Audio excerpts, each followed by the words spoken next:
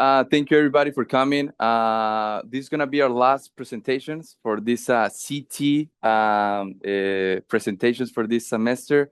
Constantine, Adi, thank you so much for everything, and thank you, Monica, Conchita, Damiano, for being here, and everybody, of course, and via Zoom. We're gonna finish, or I'm gonna finish my series of presentations with Mentimeter. I started using Mentimeter. It was probably the first. Over there. Go ahead. It was the first like online platform that I started using outside of the Canvas, the BHLs. So I'm really familiar with this platform. Things that I really like about it is it's reliable in the sense that you don't have a lot of tech issues. Of course, I have presented about Geniali as well. It's not as interactive as that, as you can create those escape rooms. But again, I believe that Geniali is for certain special occasions. I think Mentimeter, if you start transferring all your PowerPoint presentations to the site, is something that you can use on a daily basis. Hola, hello. We're gonna talk about some of the limitations, especially with the free version of Mentimeter, and of course some other ways that you can use the software. So to get started, I would like this time to all of you to actually join the Mentimeter, so you can see like what the students will see. So right now, imagine I'm the professor, and you are part of the class. You have two options at this moment. The people that is here with me in the classroom, you can use your laptops. I see everybody with the laptops. Go to minty.com, and here is the code. For the rest of us, you can also there's a QR code in front of us, which I'm just gonna make sure that this is not in the picture. You can use your phones, and this is something that in my classes. In my classes, I used to allow students to have computers all the time because I was concerned about them, like to use their textbook. Correct? It's like, oh, well, the students need their textbook to look at to look at spellings, to look at some conjugation. But what I started to notice is that it will be one student that I will actually use the computer for that purpose, and the rest is just like I'm just gonna start shopping, right? So I decided, I basically like a year ago, like no more computers in the classroom, but I do sometimes, especially when we have some more of these presentations that are really interactive. When I do a lot of games in the Mentimeter, when I do let them use their computers, or even allow them to use their phones. Especially with some of our students, they're almost like addicted to their phones, so like they actually need to feel it.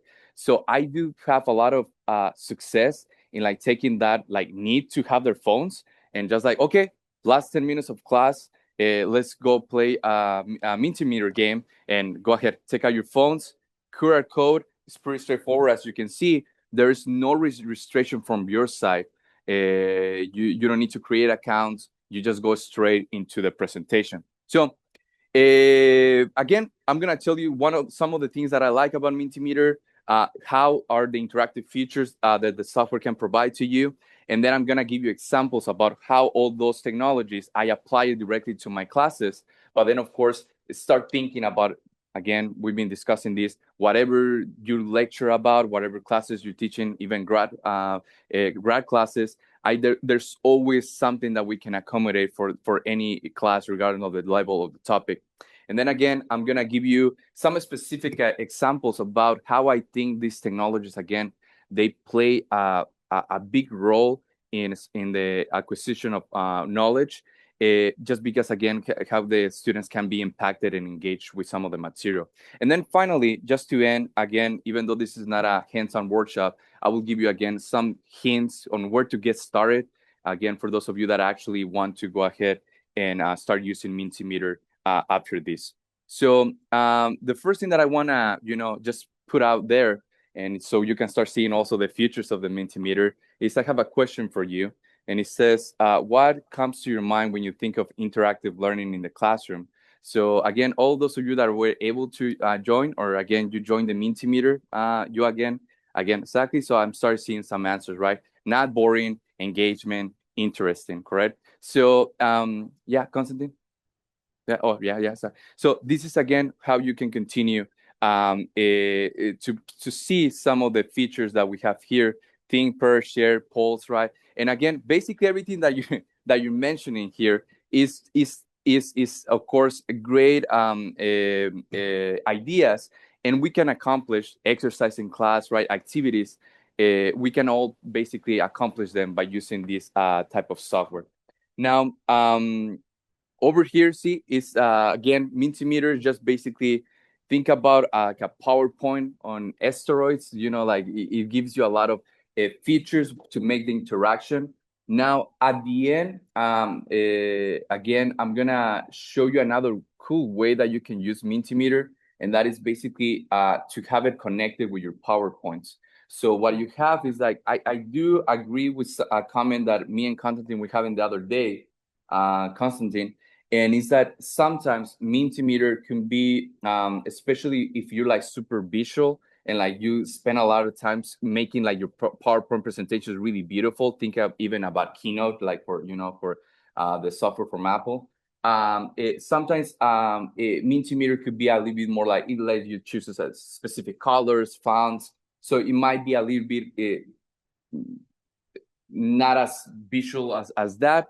It still, again, it lets you do a lot of engagement because of the activities, but you can do a combination of PowerPoint and the Mentimeters. So you can have like your PowerPoint presentations, and you have an activity on Mentimeter, and you can literally put it into PowerPoint, right? So that way you have PowerPoint presentations, and then basically just put the Mentimeter and connect it. It's really easy. Again, I'm not gonna go to the tutorial per se, but again, if you follow the prompts in Mentimeter and again with PowerPoint, it's pretty straightforward. So again, we can do a lot of stuff here. We can do polls, quizzes, word clouds, basically what we did at the beginning, and basically all of those ideas that how can I make my students engage in the class. We can basically accomplish them all then with this type of software. Now, what I really like, or one of the main things that I like about Mentimeter, is that again we can do these quizzes, polls in basically real lifetime situations, right? So again, for me, everything that I create or the way that I do my lessons plans, again, what are going to be the student learning outcomes?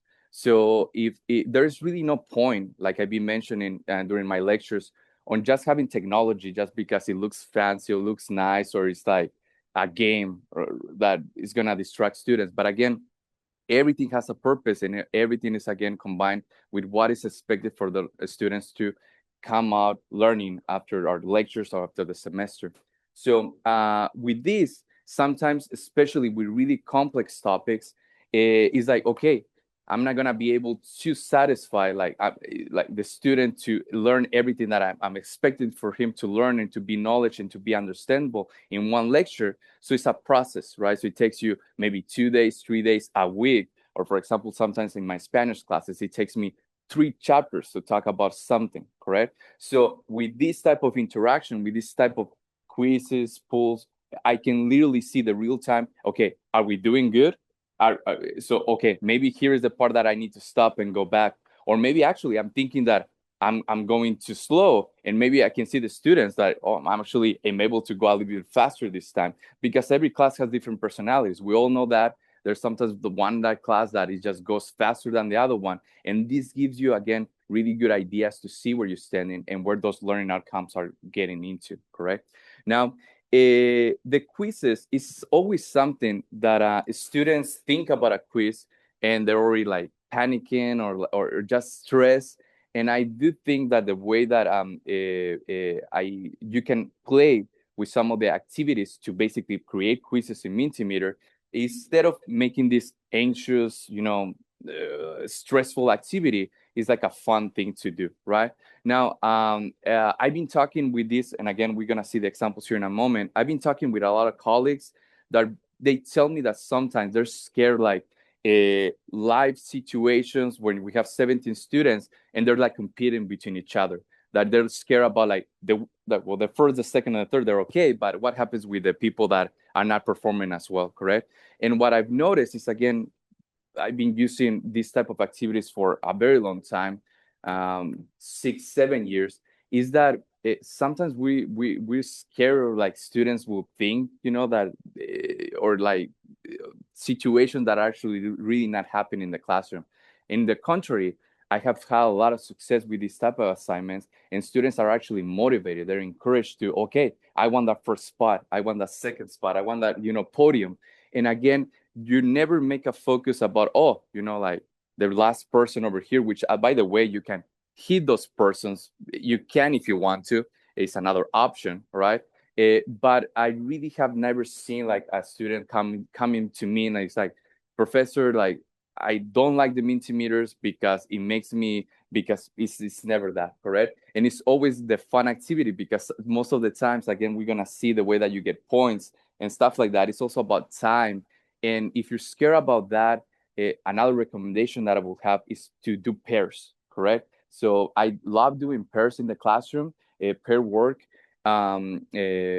couples, and they can work as a couple and together and to do these challenges or these quizzes. It's another way that at the beginning you're a little bit scared of a class and you just want to see how it reacts because you've never done it before.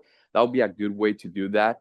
And then again, I know that we have a colleague here that we've been discussing a little bit of like the feedback, correct? You can get again those brainstorms directly, straight to the point.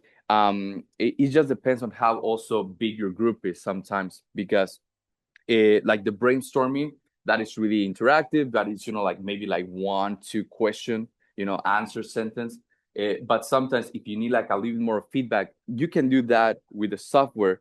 But if you, for example, have a class of, I don't know, 20 students, this is when it starts becoming a little bit more complicated, because it's going to be a little bit saturated, your screen, right? Yeah. Yeah. Exactly. So you have several options. It's like several options on how you want to present that feedback, correct? So with the games, they can literally put nicknames. Also, like if you're scared about that, like students can and actually the nicknames are provided for them.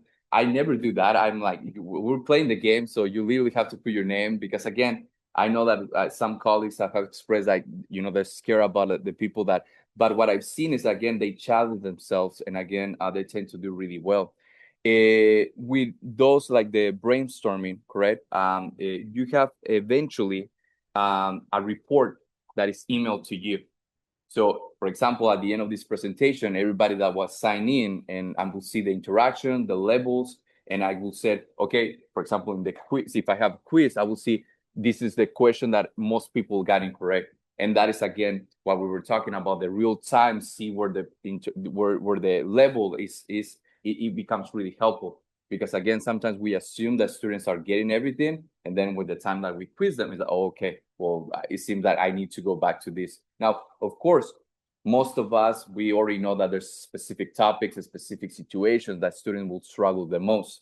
But again, I feel like in addition to that, having this type of activities helps a lot, because like I mentioned, sometimes we're thinking that we're going too fast, like the topic is too complicated. And actually, there's this one class that gets everything right, right? So that helps you, because instead of, okay, going back to the same thing, you can move to something more complex, something that probably you don't do normally in your classes, but it helps a lot. Or vice versa. Maybe that one class that you feel like everybody's participating, so everybody therefore is doing really well. It might be just that the class is really loud, or the class is just really engaged. But again, maybe it's not uh,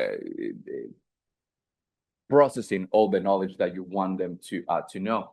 So again, this gives you feedback to, okay, I need to slow down maybe a little bit and go back to the basics. Again, all coming back to the learning outcomes that you're trying to do in your classes. So now, again, we can do a lot of type of activities. And the one thing that I want you to start thinking, again, as I'm showing you some of these assignments, is that there's also a lot of combinations that you can do.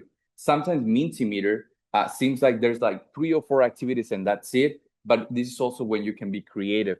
And the way that I've been using now Mentimeter after a while is that sometimes I have in the semester, and even something like this is like, oh, okay, well, we do Mentimeter and we started almost using daily. So if I don't change the activities, if I don't change the format, even something like this starts getting boring, correct? So that is also when you always have to be thinking about different ideas and different methods, different combinations to, again, start making your presentations a lot more dynamic, and again, make sure that everybody's, again, learning the material, that you're getting that feedback, and of course, that they're excited about coming to class. Now, um, most basically there's four different ways that I use the Mentimeter here in my Spanish classes. So I always use it to reinforce vocab and grammar. I also normally use it to incorporate like really in complex grammar points as warm-ups, backgrounds from other topics. Again, all going back to what I'm expecting from my students to learn at the end of the class or at the end of the semester. Something also that especially when I started teaching, it was for my classes, and this is something that I also want you to think about, regardless of the class that you're teaching. There's always one aspect that I believe is a lot more hard to present to students, even because it's a lot more complex, or because it's not as straightforward as something like, okay, this is the item, this is the definition, and this is how we apply it, correct? But again, some of these ideas, and again, especially about how you want the students to, out of the, come from the class and be able to use this in real life situations. For me, trying to incorporate the culture with the grammar, with the vocab. Okay, well, this is la comida, this is the pretérito. Now let's combine these two important topics, culture and grammar, okay, in a cultural setting, like for example, talk about la ropa vieja in Cuba, or talk about the open air market experience in Latin American countries, or in España over there in Madrid and El Rastro. And again, I always think about, okay, how can I combine all those ideas, correct? So one of the things that I started to do is that, again, I started to like, okay, well, who has been to España, who has been to Mexico, who has been to Costa Rica, and then mention some of the markets, right? Or like experience restaurants that you had in those type of countries. So again, they start, doing the brainstorm, like they I like, professor, I remember that it was like, oh, in this city over there in Guanajuato, in Mexico, but I completely forgot the name. So they start like looking for the name, and again, that starts the interaction. And of course, okay, now we have a good list of mercados, places that you have visited. Now let's start talking about that, correct? And again, instead of just like, okay, who has been to, it starts the conversation, it starts the dynamic. And something as simple as that, because especially sometimes we have, classes that are a little bit more shy, a little bit more quiet, where we can, depending in this case, like, okay, it's not like only my experience with these, countries, but I also want to hear from you, because again, I think, especially here at SMU, we have that benefit that a lot of students travel, and especially for my classes, that helps me a lot when I'm trying to incorporate culture. Now, I always like to end class with some type of like questions, preguntas, especially when I know that we have some, important or complex topics. It's great. Mentimeter is great for that, because we always have sometimes that student that is just too shy, or it's like the student that will show up once everybody's gone, and it's fine, like they want to have that face-to-face interaction. But just a quick question is like, oh, like, how do we conjugate a ser, something like that. We can go over that and just make sure that everybody's on the same page. Now, the word clouds is, again, something that I really like. I especially enjoy it when we're dealing with certain specific grammar, like verbs that we conjugate a certain way, a certain pattern. And again, we start making, okay, those ideas, okay, here is the textbook, here is the activities, but if we start seeing them in the big screen, and again, students are creating the material like real hand, real life. And I really like that. And again, I can give feedback. Somebody gets it wrong, somebody gets it right, to see what is going on with everything. Now, for example, here, I always, this is like a textbook example of how I will normally start a class in my class over here during a normal day. So over here, ¿cuál es la forma correcta del pretérito del verbo? Notice over here how you're not supposed to put your name or anything. So this is basically like a warm up, right? So there doesn't tell you anything like, oh, you got it wrong. But of course, once you get that feedback, correct? Once you get that feedback over here, once the lecture is done, you can see, all right? You can see, okay, the level, okay, the response, how fast, everything that was going on. So this gives me a lot to start with. First of all, again, is let's go start to the lecture. Is the warm up. So instead of just like, okay, here is an activity, is we start interacting. Okay, the student was, like, okay, you don't need to put your phone right away. Just go to the Mentimeter, answer the question, etc., etc. Now, over here, of course, we're looking at this would be the pretérito. We have here an irregular verb. So the answer, of course, which, by the way, we're here. Let's see. Right. Yeah, yeah. Yeah, for some reason the click wasn't working over here. But again, you can hit it away like you saw at the beginning. Normally, what I do is that I don't show the correct answer until we discuss it, right? So here, obviously, there's two possible options: the tú quieres or the tú quisiste. What I like to tell students, right, is like, well, okay, let's take a look into that for a moment, and it's like, quieres. Why is not quieres the correct answer? So then students will, okay, well, quieres is not the pretérito. Quieres is the present tense, right? And then I will go through with things like that. Well, how do you know that that is the pretérito? And somebody's like, well, professor, you're saying there, right there, to conjugate the pretérito, which I tell them, yes, of course, like I'm that straightforward. But then what is the context clue that also tells me that that already happened? Oh, el año pasado. And what is el año pasado? And somebody's like, I forgot. And it's like, oh, I don't even need to say anything. It's like, all right, like Constantine, how are you forgetting that? Like even the other students, it's like last year, right?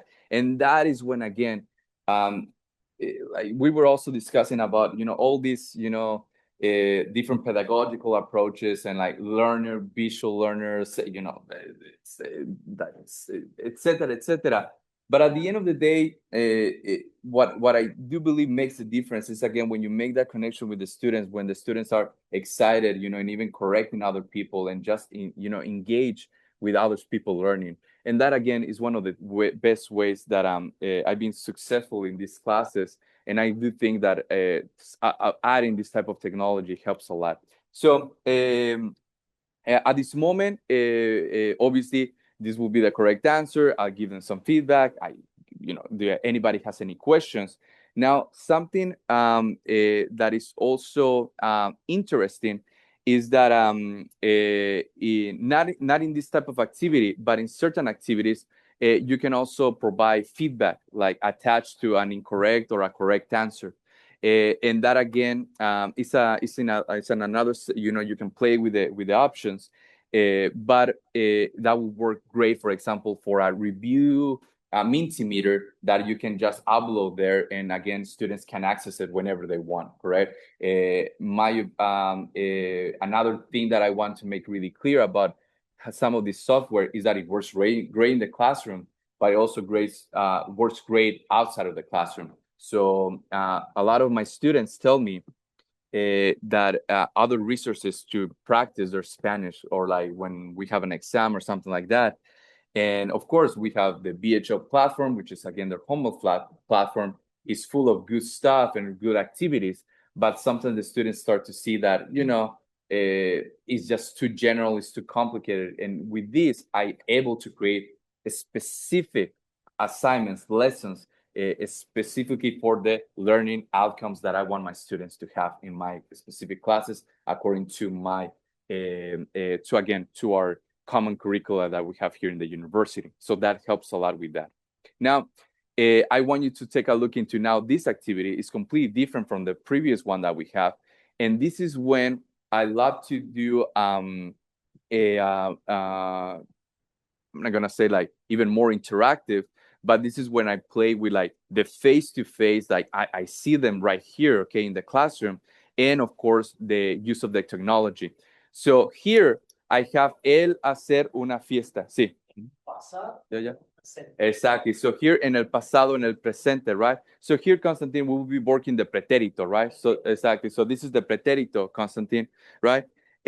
Now notice over here, I didn't provide like exactly like Constantine is saying, like any like context clue about like last year or like instructions. But again, that's why we're also always there to guide. Yeah, yeah. And then of course that hola in there, right? Exactly. Yeah, yeah.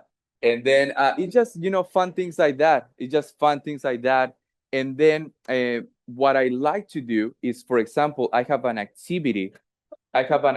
Where, notice how here I have the verb hacer. So I want you to use the verb hacer. So what I do is that in one of the assignments that I have created is like, okay, how can I make this assignment a lot more interactive and competitive with my students? Because what you can do here is like, okay, Constantine, right? Is the pretérito? Go ahead, write it for me. Okay, él hizo, right? Somebody puts that, huh? Right? Is that you correct? Exactly. Exactly. I love that. Those things of comments and everything. It's like instead of okay, go to the board and write the answer. It's like literally that, but it's like now to the 20, exactly to the modern times. Now, what I really go and take this to the next level is that what I do is normally I will have people in couples, correct? And then I will have a sentence like this one. I will get rid of the verb hacer. So now what I do is like I have flashcards, right? So I have like 12, 14 flashcards with some of the regular verbs that I want students to know, all right? And I will tell students, okay, all right, here is a set of flashcards, here is a set of flashcards, correct? I don't know which verb you have to use, right? So according to the sentence, okay, why do you think it will be the best verb to use, correct? So now students are like, oh, él una fiesta. I know that fiesta is a party, so what can I say about a party? Well, I can say that he threw out a party. He made a party, right? He created a party. So therefore, not only with that is conjugations of the verbs, which again, in Spanish or regular verbs are really tricky, this pretérito, all right? But it's also the vocab, because some of the challenges that I started having the most a lot in my classes, it was always the combination of like students want to know the conjugations, they want to go know how to conjugate them because they want to go to the day of the exam and get an A. But the problem with that is that as soon as they get the A, they forget everything, right? And again, it's a combination. It's a combination of everything. What is the point knowing how to conjugate all this hacer if you don't know what it means? So therefore, you go to the real life world and you're not able to use it. Okay. So I get rid of that hacer. And again, it's however you want to start it or however complex you want to do it. Not something that I start noticing is that at the moment that I start getting rid of the verb, and now I do the combination of vocab and grammar. At the beginning, it's like, oh, and I start seeing a lot of conjugations. Él fue, for example. I put the verb ir in there. See, él fue una fiesta, and then we start thinking about, oh, think about él fue una fiesta. I like it, but I need a preposition a in there. See, like él fue a una fiesta. He went to a party, and even something like as complex as a preposition now, I can reinforce, discuss, and talk about. So again, as you're watching me or listening to me, how do I incorporate all these, technology activities? Think about your own classes. That again, that's the end goal, correct?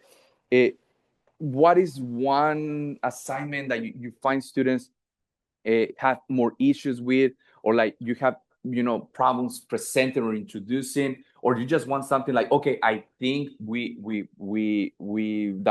have practiced enough. I think I've done everything to approach the common mistakes. Now let's go ahead and see how we're doing, correct? And again, whatever class you're having, take these ideas and include them to your own practice. Now, over here, take a look into this. Mi esposa me un beso en la mañana. So here is where I start with something really like the hacer, the verb, but now I don't tell you the verb anymore. So here is where I pull my list of, literally flashcards, correct? And I give, okay, Conchita over there and Monica, here is a list of flashcards, right? In case you forgot your regular verbs, which you shouldn't. And over here, and look at that, I have a real big view, right? Exactly. So that is what I'm looking for. I'm looking for the verb dar, see? And again, nothing is a random. I take advantage of everything, right? I take a look at un beso, which is vocab, it's active vocab, it's a kiss. La mañana, my wife, see? Now, I love over here, again, somebody put mandar, which is to send. Mandó un beso en la mañana. Perfect, regular verb, see? Versus an irregular verb, and that's the one that we're looking for. Now, you can do it like this, like right now, no flashcards, free for all, basically. So again, just depends on your class, how fast, how slow they're going, what is the challenge that you want to present to them, and of course, take it from there. I noticed that the students if you do super mechanical stuff all the time, they will really good at the mechanical stuff. But again, if you challenge them, it might be some yeah, best, right? Exactly. Yeah. There might be some hesitations at the beginning, but after a while, students will get more into, again, these higher hierarchies of the level. See? Now, another one that I love, okay, another one that I love is especially in my classes, or not again, not on my classes, but I had a lot of colleagues and me myself asking the question, listening, understanding the language is a really vital and important, part of learning any language. ACTFL, one of their standards is like, okay, well, the student has to be able to listen the target language. Every time that I will have to quiz or test a student, for the listening, for me it was like, how do I prepare them for the listening activities? Correct? Is can I do that?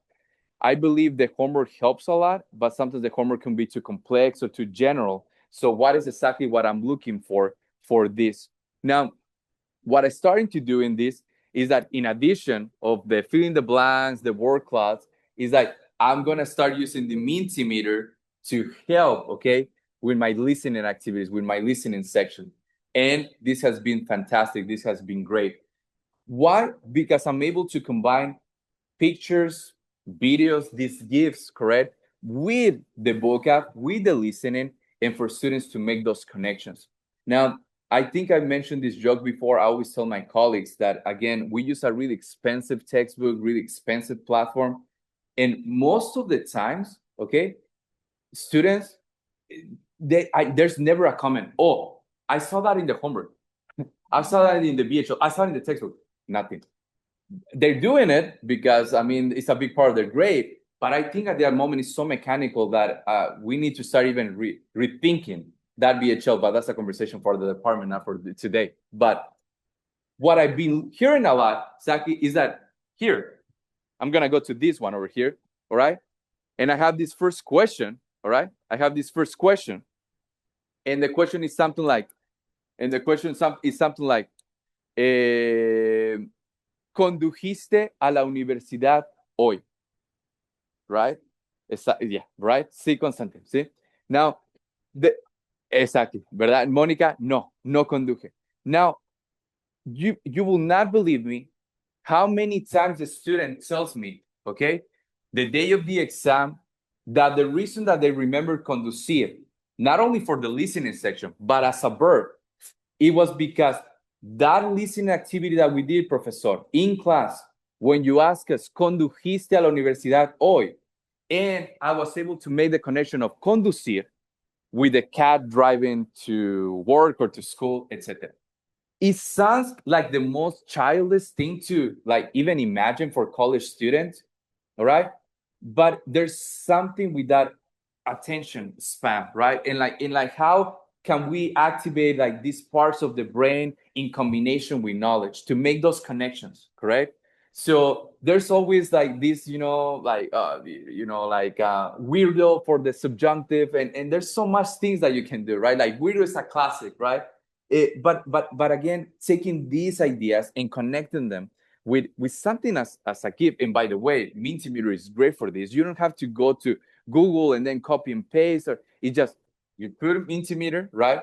You're like, okay, I want something that has to do with to work. You put to work and you look for an image, you look for a GIF, everything is already there for you. You can use it, you're not getting copyright issues, nothing like that. And it just works fantastic. So again, think about it, just another way that you can reinforce knowledge again according to your learning outcomes, and again just how you can present information just in another way. And that's one of the goals that I have always in my classes, is like they have the textbook, they have the homework, they have the PowerPoints, they have the in-class activities, they have the practice exams. But if I can do one more thing, right, to introduce or to reinforce that knowledge, like, of course, I'm going to do it. And again, what I, in my experience, is that oh, professor, the textbook is so helpful because on the textbook it had this that made me remember conducir. No, it's never the BHL, it's never the textbook. I don't know why. Well, I think I know why, but it's, again, another conversation for another day. But it's like that gato, see, that cat that he was driving. I'm never gonna forget the meaning of conducir, and that is impressive. Okay, because that is like knowledge that the students tell me, like it wasn't even hard. It's not like I spent 2 hours memorizing conducir. It was because that activity that we did in class, and it just made me connect all the clicks. And like I'm never gonna forget conducir. And it's funny because I meet with students, with former students, and then and like one of the questions that they asked me is like, "Hola, cómo estás?" And then like, "¿Condujiste a la universidad hoy?" And we're literally thinking about the cat. And it's like it's impressive because the students now they're about to finish it, and then we're still talking about conducir, right? And I think that just like literally that is like the learning experience, like what more beautiful than making those connections with your students.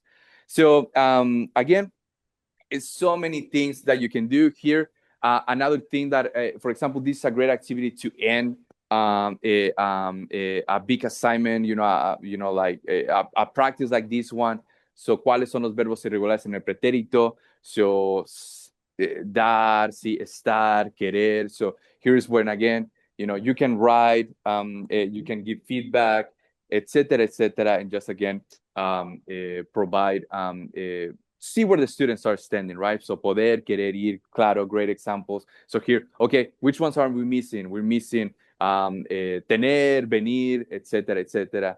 And again, just to go over it, just wrap up and just making sure that everybody's on the same page. Now, here I'm gonna show you, okay, for what is like the main feature of like Mentimeter, is the way that if nowadays I don't use Mentimeter for my whole lecture, but I always do like 5-10 minutes, and I normally it's a game like this one, right?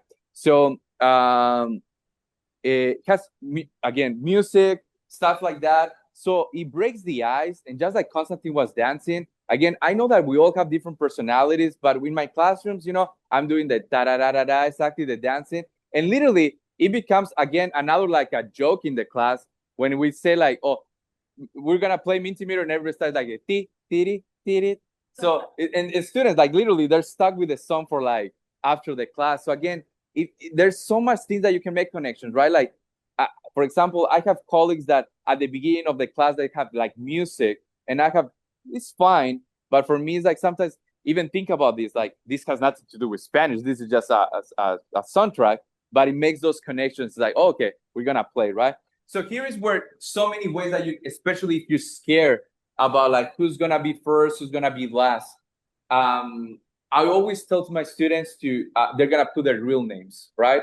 But you can have nicknames. You can work in pairs. So what I do sometimes do pairs, and it's like, okay, so Monica and Conchita is a pair. Give me your group name. So Monica and Conchita are gonna be, see, Las Tapas de España or something like that, right? And even with that, you can play. If you're scared, like some student is like too behind, and you're scared, like it's always gonna be placed in last. But again, don't be scared about that because I just never had those experience. So now here, basically the game is that you have to get the correct answer, but the fastest gets the most points. So, ellos fueron a la boda de sus mejores amigos, comieron y bailaron mucho. Ellos supieron divertirse o ellos no pudieron divertirse. Now, notice with this one, okay? You want to go fast because you want to get the most points, but also, of course, you don't want to get it incorrect. So there you go. Ellos supieron divertirse. There you go. Muy bien. So now, okay, again, gives me an opportunity to why is this the correct answer? Or well, how verbs change meaning, the pretérito, saber versus poder. You got everything else.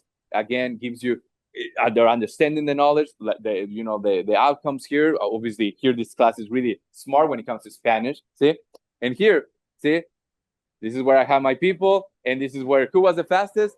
Emily was the fastest. So take a look at this. Emily, my non-Spanish professor, was the fastest and is winning right now. So that is what I'm telling you. Sometimes we're so scared, all right, that we think that this person is the person that, well, Emily, like you have not studied for Spanish. So we're scared that, and it's nothing like that, all right? It's like people will surprise you, like your students will surprise you. and it makes it competitive because now it's like, okay, I want to like be in the first, second place, correct? And then again, I do always at the beginning of the semester go to Amazon, buy like 200 pieces of gum. It's like $10, right? And I have like, here, Constantine, you're number one. Here's a chicle, right? Some goma de mascar. And they go crazy for like, why? Because it's the idea that they want and they got something. So now, another one, okay? We only have 2 questions because we're running out of time. 7 players ready. We started over here. And again, the fastest gets the most points. Diana fue a casa a hacer la tarea de matemáticas, la terminó. So, ¿pudo hacer la tarea o no pudo hacer la tarea? Emily's so fast. Emily's like so fast. And by the way, see everybody, obviously here I'm only giving 2 options. I'm making this really easy because I knew that I was gonna have people again. It was like, oh, Emily, I did. And Emily, just by the comment, I think, it's like, oh, okay, exactly. Yeah. And then as you can see, it's just a fun thing to go over this. And with this, because we're done, see, let's see who was the winner over here. So I think Constantine, maybe Monica, see, and again it just goes straight, and it gives us again who was our winner over here, Constantine. See, Constantine, good job. And here is where again, literally, okay, Constantine, you want some chocolate? I can use my vocab chocolate, some exactly, galleta. Yeah. Well, cerveza maybe because there's always exactly the people, exactly cerveza or vino, It's like we can literally play with vocab, right? I'm not gonna give them a beer, but yeah, I mean, of course. And now, yeah, exactly. So again, why increase the participation? It really can wake up a class. It's like is the Friday before spring break, and it's a 3 p.m. class. I know that we all have different type of classes, but the reason that I'm so much into technology and to make the as much as I want to be fun and entertaining in the class is because I meet with my students Monday to Friday for 50 minutes, and we lecture about really complex grammar and vocab. And these students, it's like how I'm gonna make them, to be like, you need to be here on Friday at 3 p.m. before the spring break. And by using this, again, you have students excited, like, it's gonna be fun. It's like it's not gonna be like a boring class when I'm gonna be fun and sleep, or not like a waste of my time because there's gonna be no, but it's actually gonna be fun, entertaining, right? So again, powerful tool that you can combine and again enhance the engagement in your classes. Maybe again, last thing, see what you think. What would be one way that you will use Mentimeter in your classes? And here, this is if you notice in your possible feedback over here, you can write a lot more. So this is like I know that Emily was been thinking about like a specific feedback and stuff like that. This is where you can maybe write something more, right, Emily? But of course, it just depends. Like in a class like this one would work greatly, but maybe you have a bigger class. It just that's when it can become a little bit more crowded. By the way, Mentimeter can also, I just don't have the functions when you can. It has now incorporation of AI, so you can even have like AI to like summary like common questions, mistakes. So it's really cool in that sense. And again, how to avoid students getting distracted. See, I could see many uses. Yeah, okay.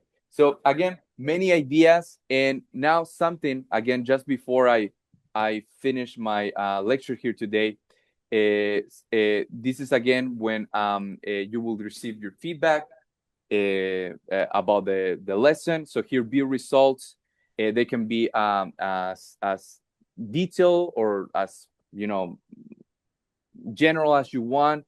You also get it email them to you, for more detailed feedback and for your records. And then for those of you that are thinking or maybe starting your first presentation, with the free version of Mentimeter, you get everything. You can do everything that I did here. You can do it. It's not like other softwares where you have to pay more for the more advanced stuff, right? Like in Geniali, most of you ask me about like I'm trying to think about escape rooms, and you have to pay for like that a little bit more. With this, everything is up to you from the beginning. What is the catch? Sorry, Emily. The number of users, exactly. What is the catch? Is the number of users. You get if you get the free version, you can only have 50 users per month. So what that means is that if you get the free version, be smart on when are you gonna use the Mentimeter.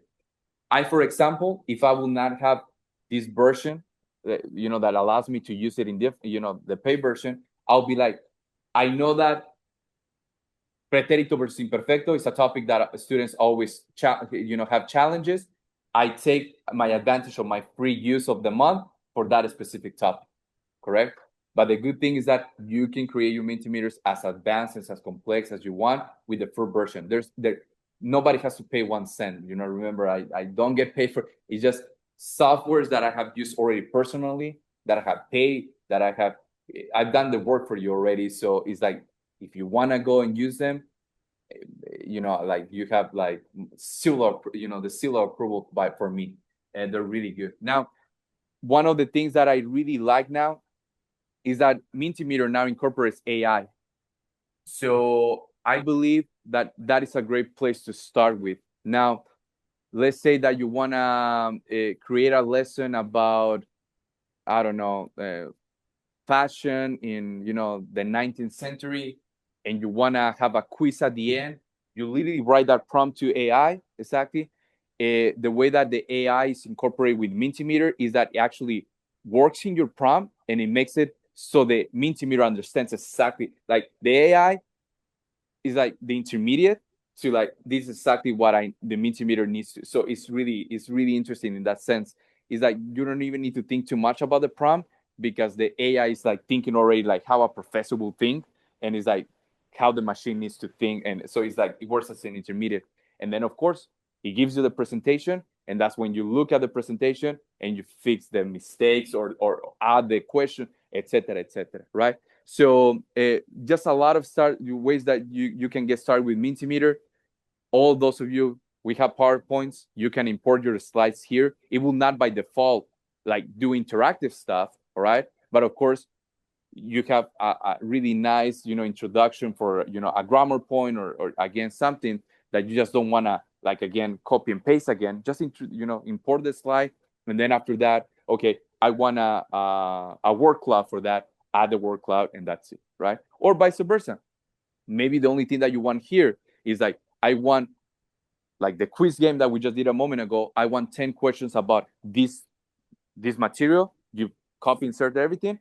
It will create it for you. You double check it.